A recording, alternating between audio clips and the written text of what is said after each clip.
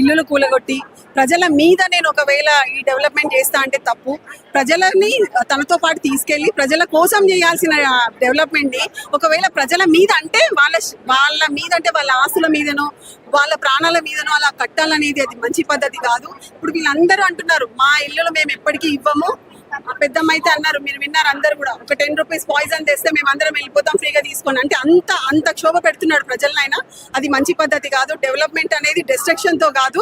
మీరు ఎక్కడైనా ఖాళీగా ఉన్న ప్లేసెస్ లో డెవలప్ చేయొచ్చు. కేటీఆర్ సార్ అన్నట్టుగా అదే మూసీని ఇంకా డీప్ చేసి వాల్ కట్టి ఏ విధంగా అయితే బ్యూటిఫికేషన్ చేయొచ్చు అది చేయొచ్చు. ఇక్కడ గాంధీ సరోవర్ కట్టాల్సిన అవసరం లేదు. ఒకవేళ నిజంగా గాంధీ గారు ఈరోజు బతికుంటే ఎప్పుడు ఒప్పుకునే వాళ్ళు కాదు.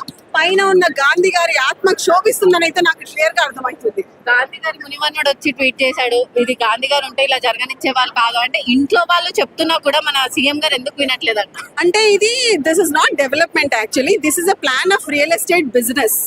So he is doing business. This is not at all a development. If it is the development once ఒకవేళ మునిమన్నుడు గాంధీ గారి మునిమన్నుడు చెప్పారు కూడా అవసరం లేదు అన్న తర్వాత కూడా ఆయన పట్టించుకోకుండా జిద్దుగా నేను ఇక్కడ గాంధీ సరోవరే కడతాను అంటే he's thinking about the business, he's thinking about the profit, he's thinking about the real estate. So that ఇదంతా కూలగొట్టాక ఇక్కడ గాంధీ సరోవర్ కట్టాక ఒక 60 ఫ్లోర్ల ఏమంటారు హై రైజ్ బిల్డింగ్స్ కట్టేసి క్లబ్బులు కట్టేసి హోటల్స్ కట్టేసి ఆ విధంగా బిజినెస్ చేయాలనుకుంటున్నాడు ప్రజల జీవితాలతోటి.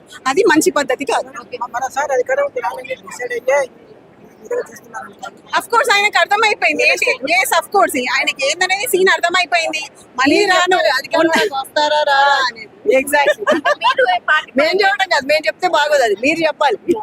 48 hours బయట ఉంటారు. మీరు మీడియా కంటే గొప్ప మేధావులు ఉంటారు. మీరు ఆల్రెడీ అనలైజ్ చేస్తున్నారు ఏ విధంగా ప్రజలు బాధపడుతున్నారని.